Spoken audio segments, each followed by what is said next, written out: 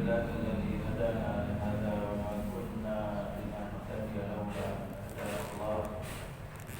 أشهد أن لا إله إلا الله وحده لا شريك له وأشهد أن محمدا عبده ورسوله. اللهم صل وسلم وبارك على نبينا الكريم وعلى آله وصحبه ومن تبع هداه إلى يوم الدين. أوصيكم وإياي نفسي بتقوى الله وطاعته فقد فاز المتقون. أما بعد. Hadirin jamaah sekalian dirahmati Allah, alhamdulillah kita masih diizinkan oleh Allah untuk melanjutkan kehidupan kita. Mudah-mudahan kita selalu bisa mengisi sisa waktu yang kita punya untuk ibadah kepada Allah SWT. Salam dan salam untuk baginda, semoga Allah berikan untuk baginda Rasulullah, keluarganya, para sahabatnya. Semoga kita kelak mendapatkan syafaatnya. Hadirin ma'asyiral muslimin rahimakumullah. Tema kita pada pagi ini adalah tadabbur ayat-ayat Gaza. Sebetulnya tidak ada istilah ayat Gaza, cuma maksud saya adalah ternyata kalau kita lihat di dalam Al-Quran itu banyak ayat-ayat yang kalau kita pakai untuk melihat Gaza hari ini ternyata nyambung. Nah, karena ini masih hangat, tentu ayat-ayat ini hanya akan terasa menarik dan kita lebih mudah memahami ketika ada peristiwa yang mengiringi. Ketika kelak peristiwa ini sudah tidak ada, kita akan semakin sulit untuk membayangkan apa relevansi atau keterkaitan ayat ini dengan zaman kita sekarang. Baik, jamaah sekalian dirahmati Allah, ada banyak tapi kita tidak mungkin membahas dalam satu majelis. Kita ambil beberapa. Yang pertama adalah firman Allah dalam surat Al-Maidah ayat 82. Dalam surat Al-Maidah ayat 82 Allah SWT berfirman, la tajidanna asyaddan nasi adawatan lil ladzina amanu al-yahuda wal ladzina asyraku wa la tajidanna aqrabahum mawaddatan lil ladzina amanu alladzina qalu inna nasara dzalika bi anna minhum qissisina wa rubbana wa annahum la yastakbirun. La tajidanna, ayat ini diawali dengan huruf lam, di mana huruf lam ini adalah sebagai penguat. Kalau dalam bahasa kita berarti sungguh. Sungguh kamu akan mendapati. Jadi kita disuruh melihat kenyataan. Setelah melihat kenyataan, kita akan mendapati seperti yang disebut ayat ini. Kira-kira kan kita ngomong begini ke orang, kamu kalau ke pasar pasti kamu mendapati di sana orang-orang ramai sekali pagi hari. Akhirnya kita pergi ke pasar beneran, kita mendapatkan proses apa yang diomongkan tadi. Kira-kira kan begitu. La tajidanna asyaddan nasi adawatan, sungguh kamu akan mendapati asyaddan nasi, orang-orang yang paling keras, adawatan, permusuhannya, lilladzina amanu, kepada orang-orang beriman umat Islam, al-yahuda, orang-orang Yahudi, walladzina asyraku, dan orang-orang yang musyrik. Coba kita lihat kenyataan hari ini. Apakah ayat yang telah turun 1400 tahun yang lalu, apakah masih sama dengan keadaan hari ini? Ternyata masih sama. Ini sekali lagi menunjukkan apa? Ayat Al-Quran itu ayat yang berlaku lintas zaman. Tidak hanya berlaku pada 1400 tahun yang lalu dalam kondisi realita Nabi Muhammad, tetapi juga realita hari ini. Dan kita mendapati ayat ini begitu hidup karena hadir dalam kenyataan, bisa kita lihat, bisa kita saksikan, bisa kita dengar beritanya. Coba kita berandai-andai. Mari kita berandai-andai. Andaikan kita umat Islam hidup pada zaman, katakanlah pada zaman puncak kekuasaan khilafah Islamiyah, misalnya pada tahun-tahun 1500 Masehi, 1600 Masehi. Ketika saat itu keberadaan Yahudi saja kita nggak tahu di mana pusatnya Yahudi. Kenapa? Karena dunia itu kekuatan terbesarnya adalah umat Islam. Bahkan sebagian Eropa ditaklukkan oleh umat Islam. Di mana Yahudi saat itu? Yahudi adanya diistilahkan dengan ghetto. Ghetto itu adalah komunitas-komunitas semacam apa ya? Semacam perkampungan di mana di situ hidup orang-orang Yahudi. Kalau pada zaman Nabi Muhammad mereka ada namanya Bani Nadir, ada namanya Bani Quraidah, ada namanya Bani Qainuqa, ada lagi Yahudi di daerah namanya Khaybar. Begitulah Yahudi saat itu adalah mengelompok. Tidak muncul menjadi apa?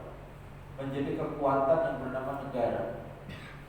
Artinya di zaman seperti itu ketika Islam yang menang, Yahudinya ngumpet di kampung-kampung, di kelompok-kelompok yang tidak muncul. Kita memahami ayat ini kan malah lebih sulit, benar tak? Karena apa? Mana Yahudinya, katanya permusuhannya keras. Kita nggak lihat tuh, benar. Tapi hari ini kita bisa mendapati ayat ini terasa hidup. Kenapa? Karena Yahudinya ada, punya kekuasaan, didukung Amerika, didukung Eropa, kezalimannya tampak jelas, sehingga memahami ayat ini kita mengucapkan Maha Suci Allah, Masya Allah, luar biasa. Ternyata ayat 1400 tahun yang lalu menggambarkan siapakah yang paling keras permusuhannya kepada orang beriman. Ternyata hari ini itu terulang. Jadi apa? Ayat ini bisa kita masukkan dalam kelompok ayat-ayat apa? Ayat-ayat Gaza. Maksudnya bukan ayat yang punya keterkaitan dengan tema yang kita saksikan hari ini, seperti yang dialami oleh umat Islam di Gaza. Al-Yahuda walladzina asyraku, dan orang-orang musyrik. Siapa orang-orang musyrik? Kalau pada zaman Nabi mereka adalah orang-orang Mekah atau suku-suku Arab yang mereka masih mempertahankan kemusyrikan. Mereka yang dimaksud. Maka ketika Nabi Muhammad di Madinah, itu musuh besarnya ada dua. Satu adalah Yahudi, yang kedua adalah orang-orang musyrik yang orang musyrik itu pada zaman Nabi adalah yang paling menjadi pemimpin di antara seluruh komunitas musyrik itu siapa? Ya Quraisy. Karena Quraisy tinggal di Mekah, mereka berada di sekeliling simbol syiar yang masyarakat musyrik pun mereka berangkat atau menunaikan haji, padahal mereka masih musyrik. Artinya mereka mempertahankan tradisi itu dari leluhurnya, yaitu Nabi Ibrahim, Nabi Ismail, dan seterusnya. Nah, yang menarik adalah bahwa kalau kita baca sejarah Nabi, yang paling keras permusuhannya kan Abu Lahab, Abu Jahal, orang-orang musyrik yang menyiksa umat Islam. Lalu kemudian ketika Nabi hijrah ke Madinah, orang Yahudi, suku-suku Yahudi yang tinggal di sekeliling Madinah, yaitu Bani Nadir, Bani Quraidah, Bani Qainuqa, itu semuanya diikat dalam satu perjanjian damai, persekutuan. Di mana persekutuan itu bunyinya adalah kita adalah satu umat. Maksudnya satu umat ini adalah satu lingkaran kesetiaan. Isinya adalah umat Islam dipimpin Rasulullah, ada Yahudi, suku Bani Nadir, Bani Quraidah, Bani Qainuqa. Ini dijadikan satu koalisi, satu umat. Kalau ada musuh dari luar yang menyerang, maka semua komunitas yang terikat dalam perjanjian ini harus sama-sama melawan musuh dari luar. Nah, artinya begini. Orang musyrik yang sejak awal dakwah Nabi itu paling keras permusuhannya, ternyata dalam ayat ini malah diletakkan di urutan kedua. Aneh kan? Sedangkan Yahudi diikat dengan persekutuan, namanya Piagam Madinah, Perjanjian Madinah. Apa nggak salah Allah dengan ayatnya? Kita nggak mungkin mengatakan Allah salah. Kenapa Yahudi diletakkan lebih depan dibanding orang musyrik? Padahal dalam sejarah Nabi, orang musyrik itu yang lebih keras permusuhannya, terlibat dalam perang Badar, perang Uhud, perang Ahzab. Sekian banyak kekerasan yang melibatkan orang-orang musyrik Makkah. Tetapi kenapa diletakkan di urutan kedua? Apa hikmahnya, jemaah sekalian?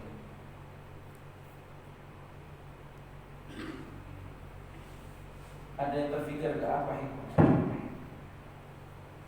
Jamaah sekalian, hikmahnya adalah bahwa kalau orang musyrik permusuhannya kepada umat Islam itu lebih karena defensif, lebih karena apa? Lebih karena ingin mempertahankan diri ketika Tuhan mereka dikritik, diserang, dibatalkan oleh Rasulullah dan umat Islam sesudah. Sakit hati karena Tuhannya dibatalkan, diilegalkan, kira-kira begitu. Yang legal cuma Allah Subhanahu wa ta'ala. Sedangkan Yahudi itu mereka isi hatinya itu lebih berbahaya karena mereka ingin menumpas umat Islam, baik umat Islam dalam keadaan mengkritik mereka atau tidak mengkritik mereka.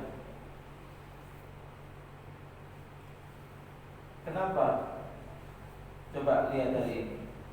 Ini ramai sedang diperbincangkan, namanya tanah yang dijanjikan. Tanah yang dijanjikan yang konon katanya itu ada dalam teks kitab sucinya orang Yahudi. Tanah yang dijanjikan buat mereka itu di mana?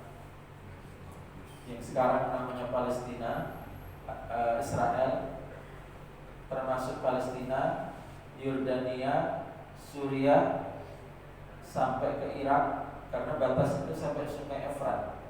Sungai Efrat itu adanya di mana? Adanya di Irak. Kemudian separuh dari Arab Saudi. Kemudian sebagian Mesir. Itu kan luas sekali kalau kita lihat peta.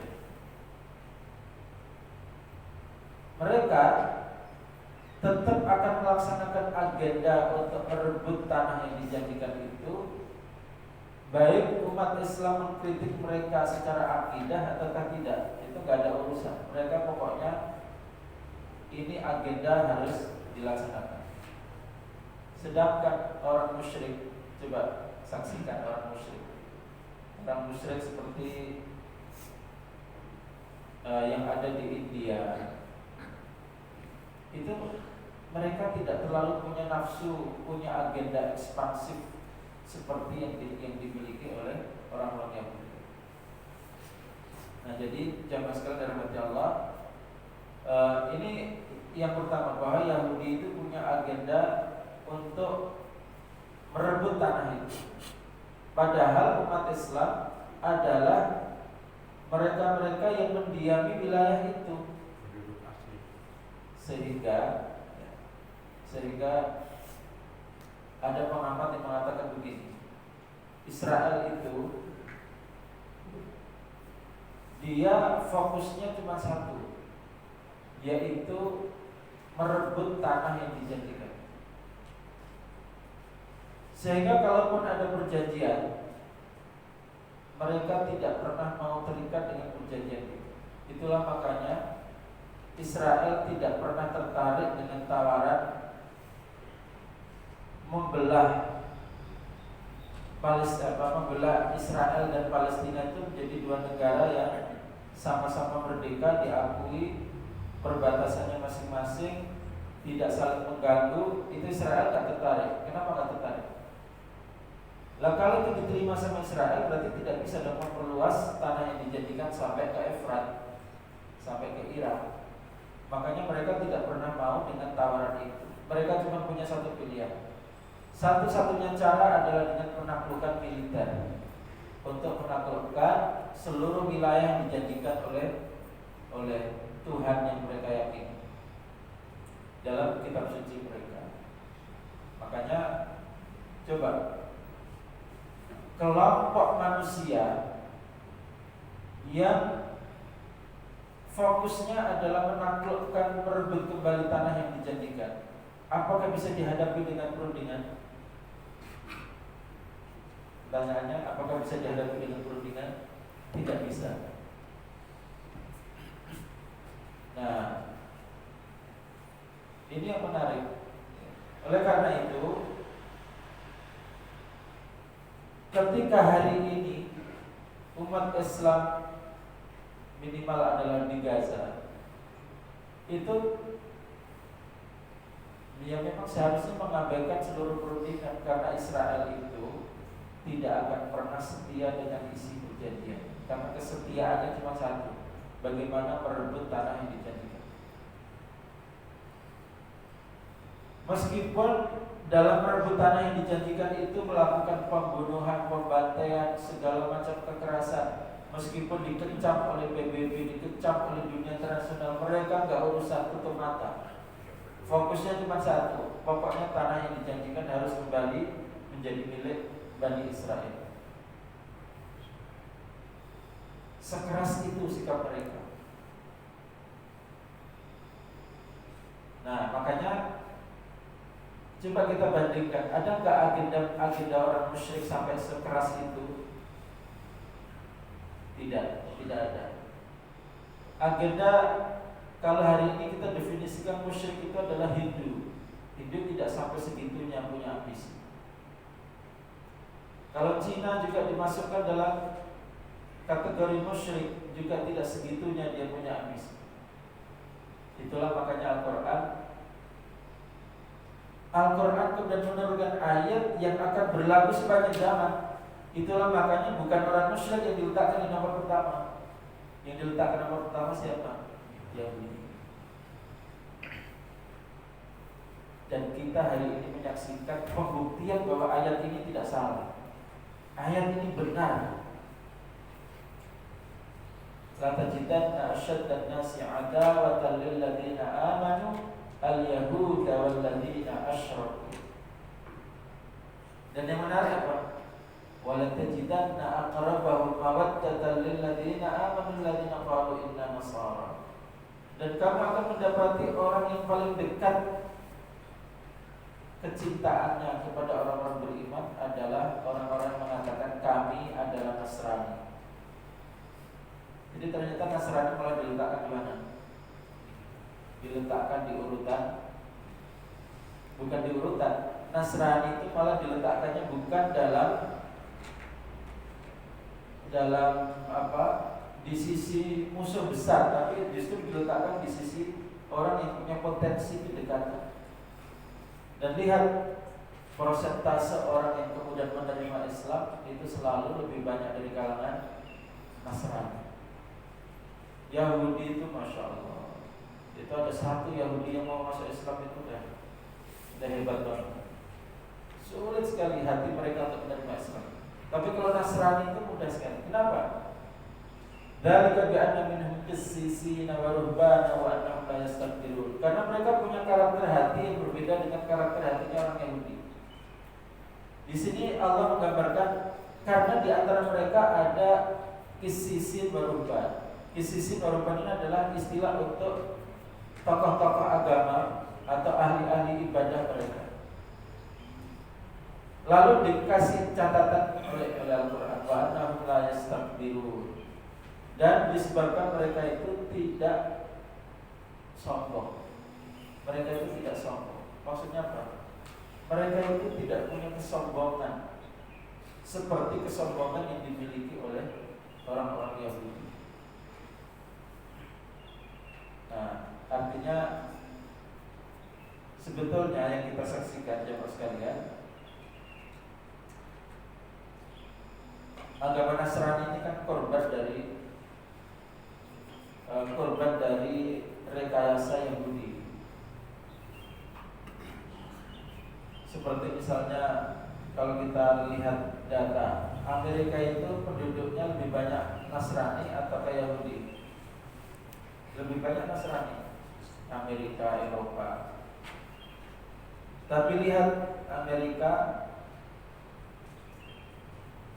dikendalikan hampir sepenuhnya oleh Yahudi. Dari mana kita bisa menyimpulkan itu? Lihat saja bagaimana sikap Amerika terhadap Israel. Mereka mendukung penuh, berarti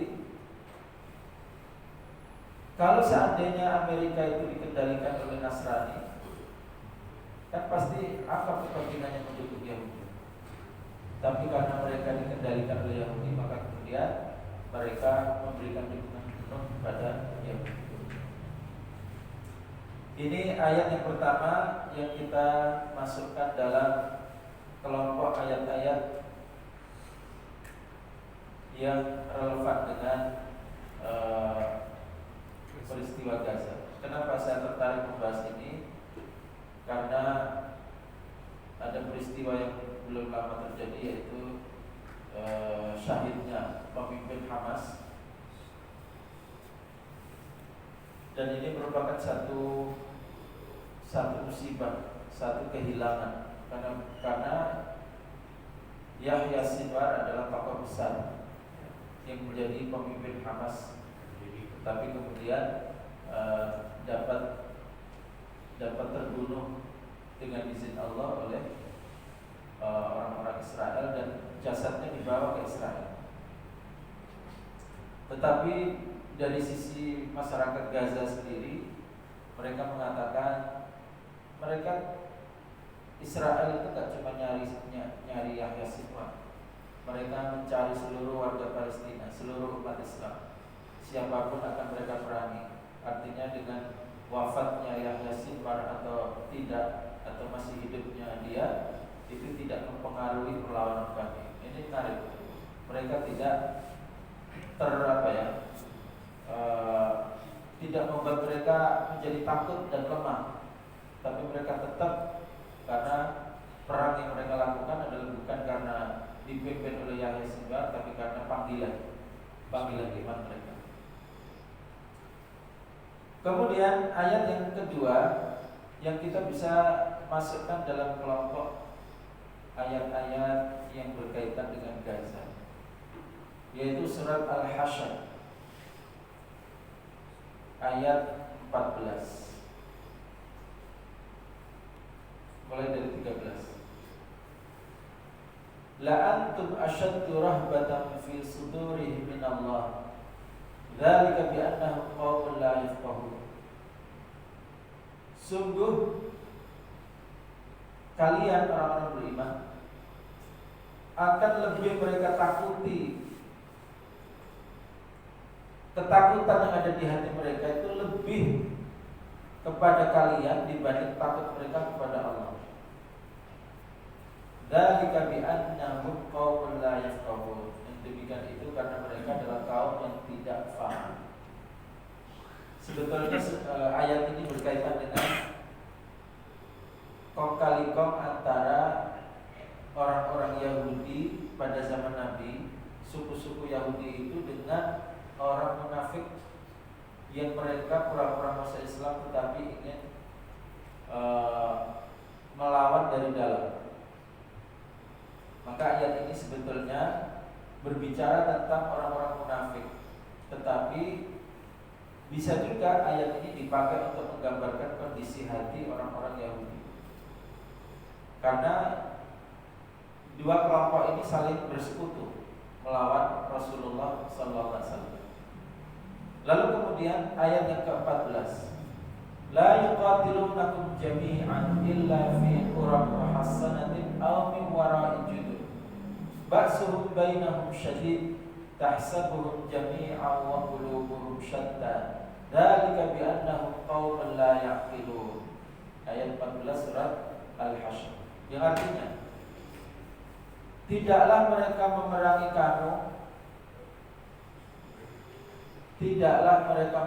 kamu, secara bersama-sama.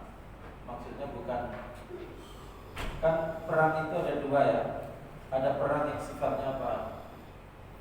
Seperti pembunuhan terhadap tokohnya. Kalau itu kan sifatnya apa ya?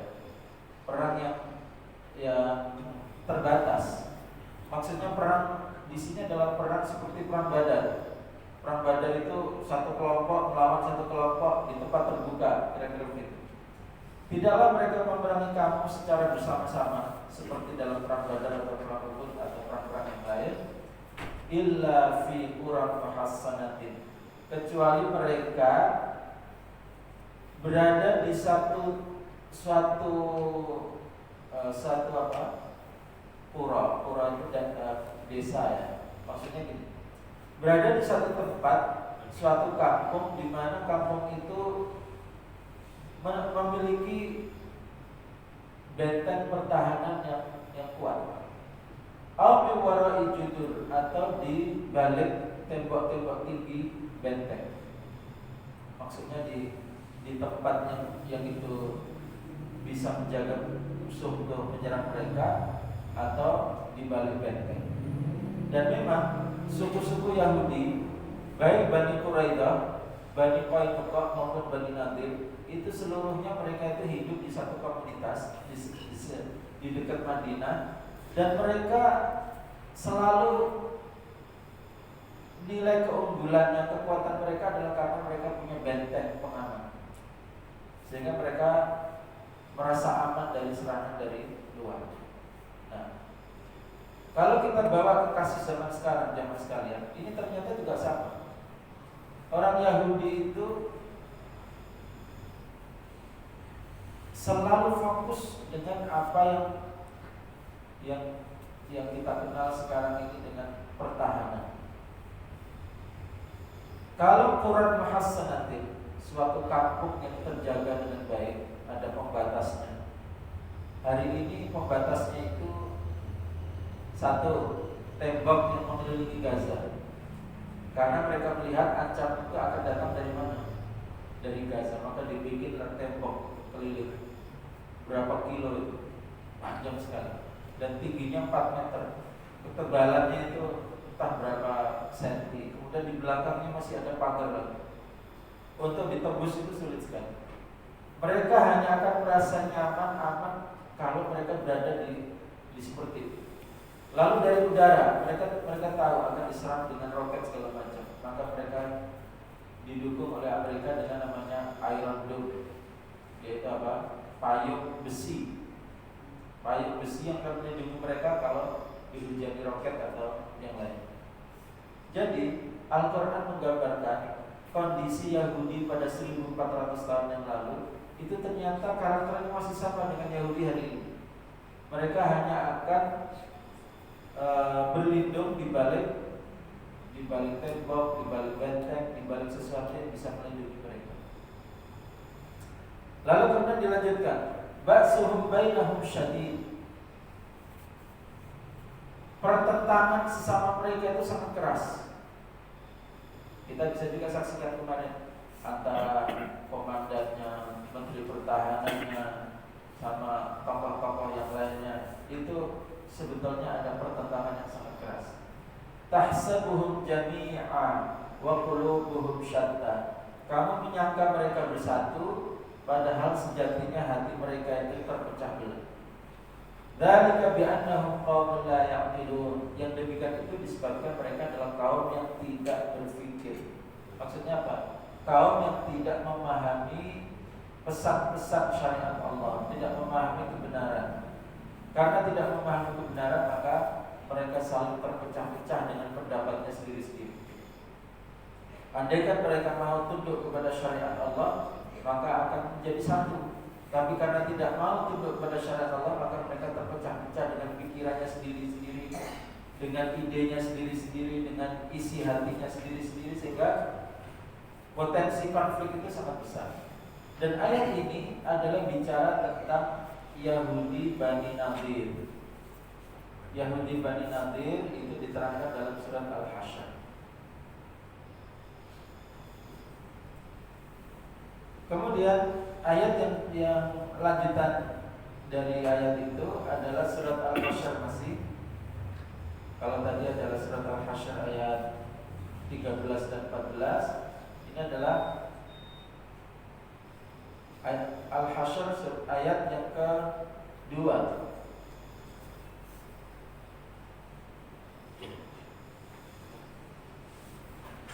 Al-Hasyr ayat 2 sampai dengan ayat 3. Huwallazi akhrajal ladzina kafaru min ahlil kitab min diyarihim li awwalil hasyr. Dialah Allah yang mengeluarkan orang-orang kafir dari kalangan ahli kitab. Maksudnya adalah orang Yahudi Bani Nadir.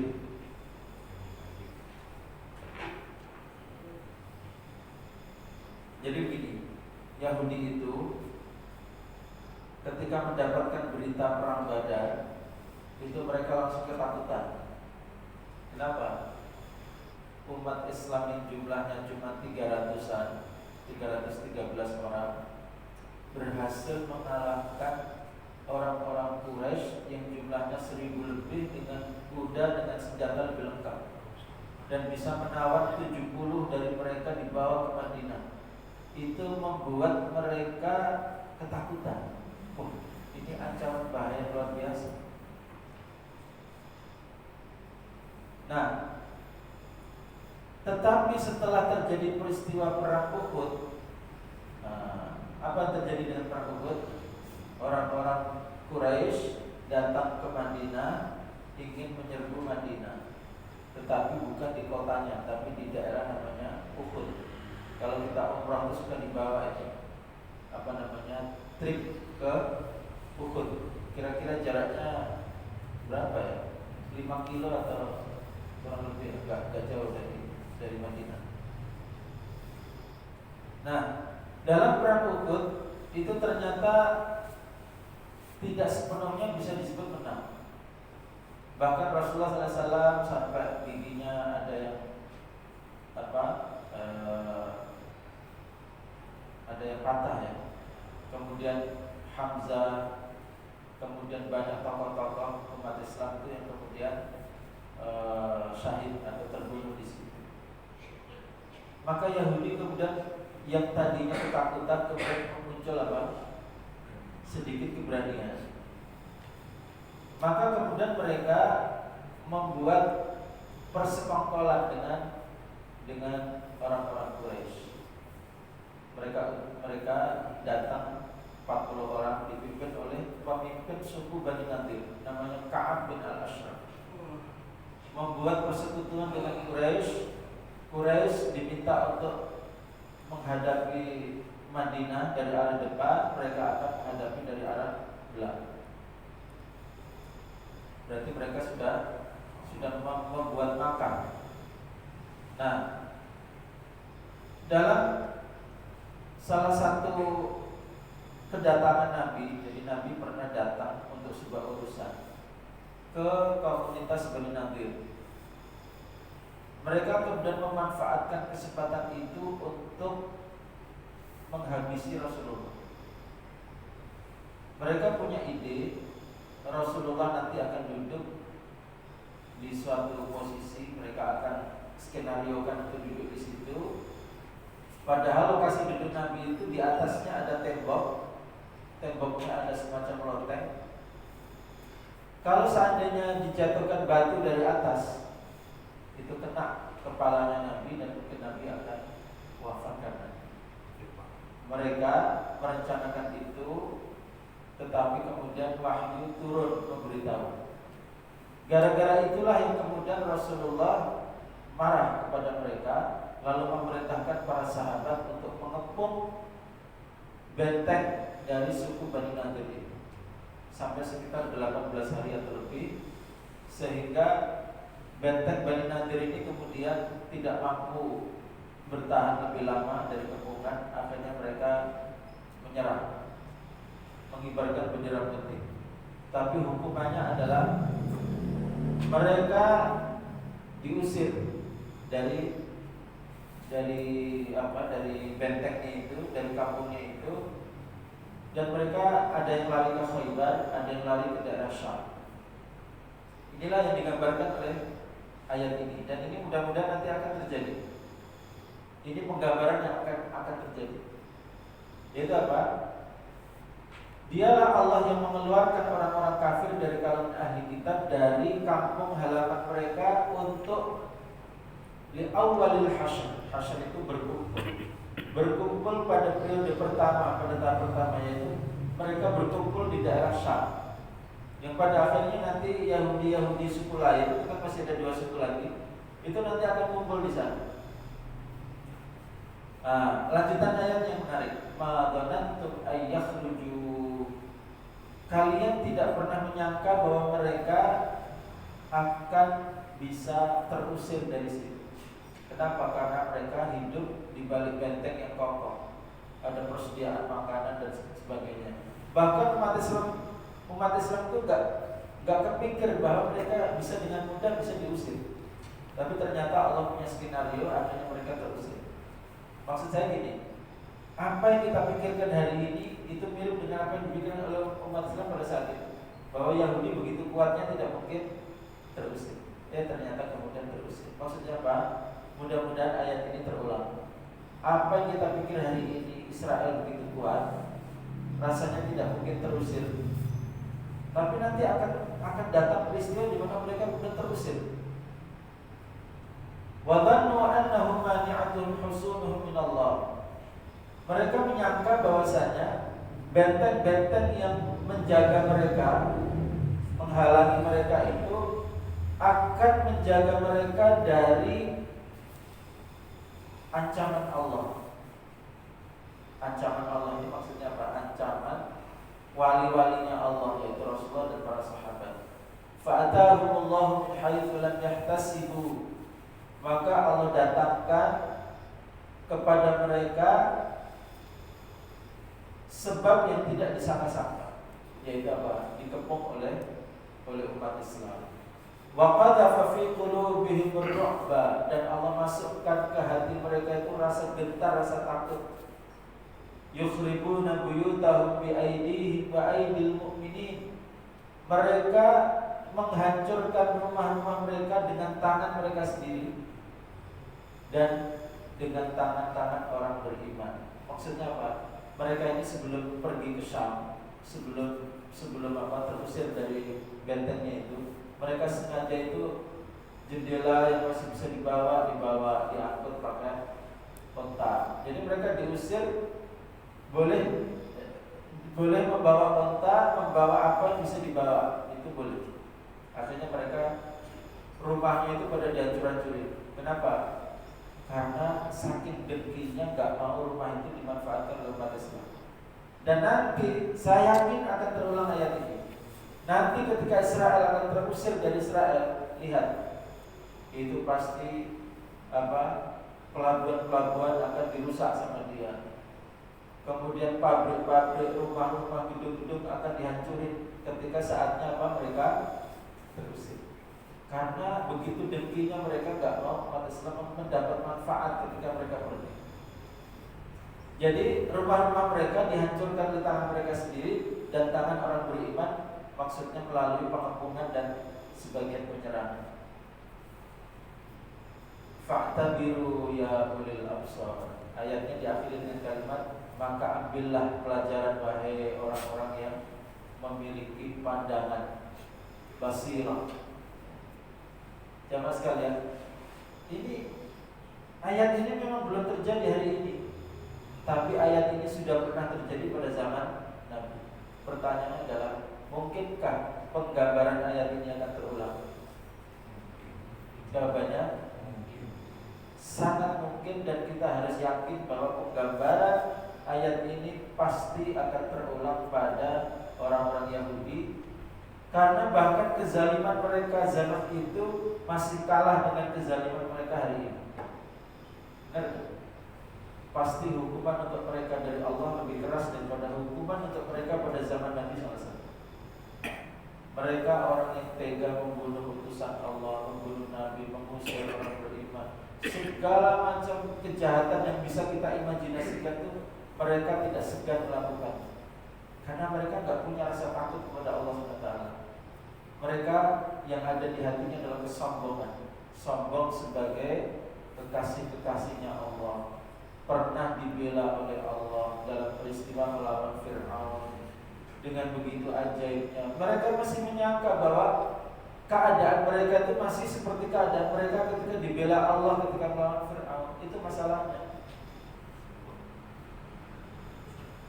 Merasa apa?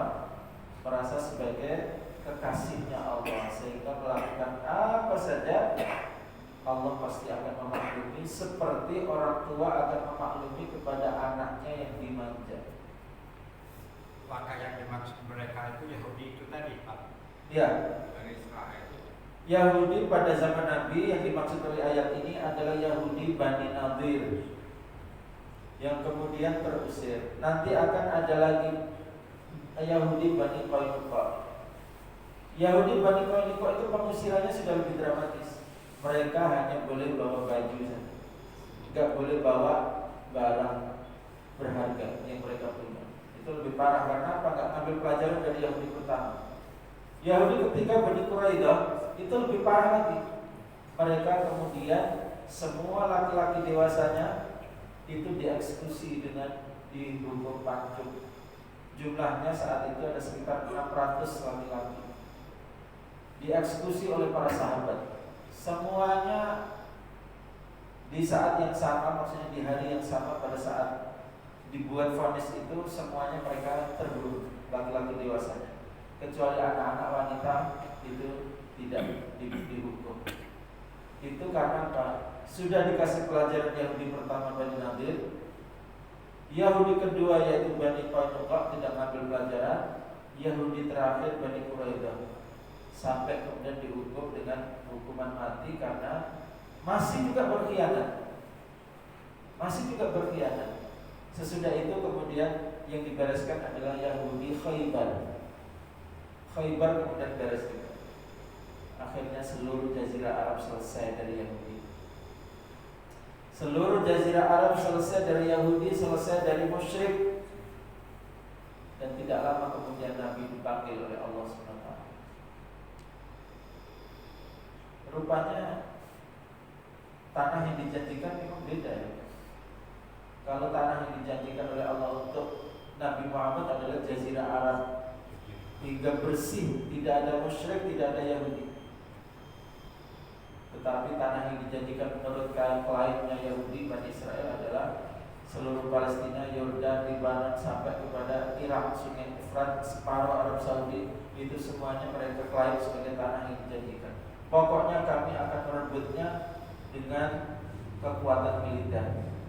Kalau kekuatan militer mentok, baru pura-pura perundingan.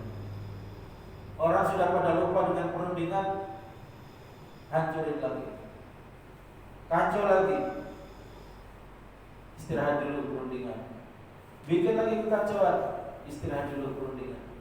Itu selalu polanya Yahudi. Nah makanya kaum yang seperti itu lebih cocok apa?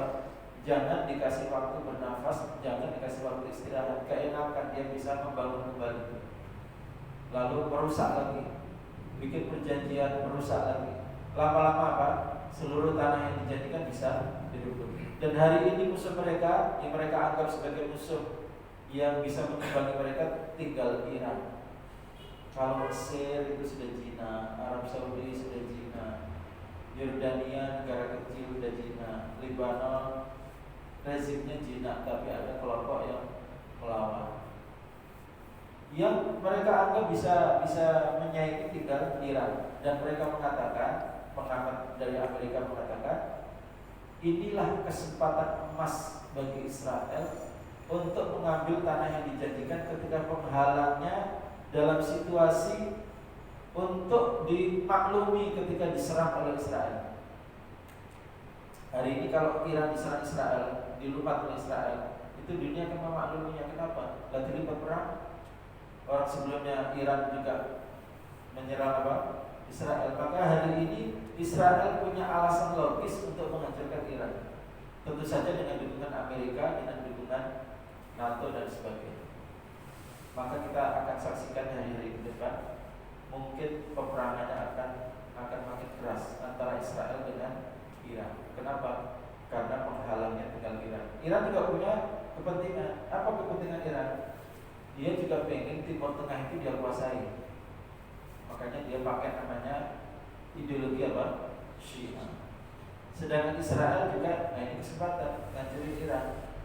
Kalau Iran sudah hancur, maka agenda untuk mendapatkan kembali tanah yang dijanjikan itu sudah tidak ada lagi. Semuanya sudah dijinakkan. Kelihatannya panggung sandiwaranya masih apa? Panjang. Panggung sandiwaranya kelihatannya masih panjang. Tapi jadi begini, kita kan diperintahkan untuk melihat segala masalah dengan cara pandang Allah. Dari mana kita tahu cara pandang Allah? Ya pakainya Al-Quran. Allah melihat masalah itu kan diwakili oleh Al-Quran. Oh menurut Al-Quran begini. Oh begitulah berarti cara pandang Allah terhadap masalah. Nah, kalau kita mengembalikan cara pandang kita kepada cara pandang Allah, semua umat Islam menggunakan cara yang sama, berarti apa? Itulah cara mempersatukan umat Islam. Itulah makanya kita perlu mengupas tadi ayat-ayat Gaza, ayat-ayat yang oh beginilah Allah memandang peristiwa yang mirip dengan Gaza. Maka syahidnya Yahya Sinwar ini saya yakin ini masih sangat panjang. Karena menurut pengamat begini, jemaah sekalian, ditaklukkannya Baitul Maqdis itu lebih disebabkan Kairo dan Damaskus yang ditaklukkan dibanding penaklukan Tel Aviv. Maksudnya begini, sebab yang lebih dominan untuk membuat Baitul Maqdis ditaklukkan itu bukan terbunuhnya siapa? Si pemimpin Israel Benjamin Netanyahu. Tapi yang akan lebih membuat Baitul Maqdis itu bisa ditaklukkan adalah ketika Kairo dan Damaskus itu ditaklukkan terlebih dahulu, baru kemudian dari situ bergerak membebaskan Baitul Maqdis. Pertanyaannya adalah bagaimana kondisi Kairo dengan Damaskus hari ini? Jamaah sekalian, ini ada hal yang menarik. Pernah nggak dengar di Mesir ada demo mendukung Gaza selama perang 1 tahun? Nggak pernah dengar kita ada. Di Mesir ada demo itu nggak pernah. Kenapa? Karena Mesir dikuasai oleh Jenderal As-Sisi, rezim militer yang sangat keras. Dia mengeluarkan ancaman, pokoknya ada yang berani turun ke jalan tembak di tempat. Lah Mesirnya begitu kok berharap Baitul Maqdis ditaklukkan? Nah maksudnya, artinya apa? Bisa direbutnya Baitul Maqdis dari Yahudi itu bukan karena Benjamin Netanyahu-nya bisa ditangkap atau dibunuh, tapi lebih karena apa? Kaironya yang telah menjadi Islam, atau Damaskusnya yang lebih dulu menjadi Islam. Baru dari situ menjadi gelombang kekuatan mengalahkan Baitul Maqdis. Jadi persoalan kita jamaah sekalian sebetulnya bukan persoalan Israelnya, tapi persoalan kita adalah bagaimana menjinakkan umat Islam sendiri yang tidak mau mendukung rencana Allah untuk menghukum orang-orang Yahudi. Jadi problem kita apa? Problem oleh internal sendiri. Coba andaikan Kairo itu sudah mendukung Gaza, Damaskus sudah mendukung Gaza, semuanya mendukung Gaza, itu lebih mudah menghadapi Islam. Tapi karena yang melawan itu cuma satu titik kecil, tidak lebih dari seluas DKI, tanah seluas DKI melawan sendirian terhadap kekuatan Israel, di belakangnya ada Amerika dengan segala macam pasokan senjata yang canggih-canggih tanpa henti. Maka jangan terlalu berharap yang ajaib. Kenapa? Karena perimbangannya terlalu jauh. Artinya bisa jadi Allah mentakdirkan perjuangan Hamas bisa selesai pada satu titik. Tidak mampu lagi melawan. Karena apa? Sekelilingnya diam, tidak mendukung. Jadi jangan terlalu apa? Kayak menunggu keajaiban yang terjadi pada zaman Nabi Musa. Nanti akan mereka ditenggelamkan di laut. Jangan terlalu bayangkan yang ajaib. Kenapa? Problem kita adalah kita tidak kompak sesama kita. Andaikan kompak, itu urusan Israel selesai. Sama dengan urusan Bani Nadir selesai, urusan Bani Qainuqa selesai, urusan Bani Quraidah selesai, urusan Khaybar selesai, urusan orang-orang musyrik Mekah selesai semua. Kenapa itu bisa selesai? Karena kompak dipimpin Rasulullah dan semuanya mengikuti skenario Allah, mengikuti rencana Allah, mengikuti perintah Allah. Ini masih ada beberapa ayat, tapi kita tidak cukup untuk kita bahas seluruhnya. Setidaknya kita mencoba membandingkan bahwa beginilah Allah memandang peristiwa semacam Gaza. Mudah-mudahan menjadi inspirasi untuk kita semua bahwa sutradara tanda kutip di atas ini semua adalah Allah SWT. Jangan bersedih dengan kematian, karena itu bukan akhir cerita. Allah punya rencana dan akan pasti terlaksana rencana itu, cepat atau lambat, dengan kita atau tanpa kita. Kayak gitu. Masalah. Jadi yang tersisa adalah kita mendukung mereka, kita doakan mereka, mudah-mudahan mereka mendapat kekuatan, selalu sabar, tidak pernah mengibarkan bendera kekalahan sampai kematian menjemput mereka. Ini akan memberi inspirasi, memberi semangat kepada seluruh umat Islam dan umat Islam yang ada di Mesir, di mana-mana. Mudah-mudahan Allah bukakan pintu hati mereka supaya apa? Kekeliruan yang selama ini mereka lakukan itu bisa dikoreksi. Demikian, semoga bermanfaat. Aqulu qouli hadza wa astaghfirullahaladzim. Ada pertanyaan? Silakan.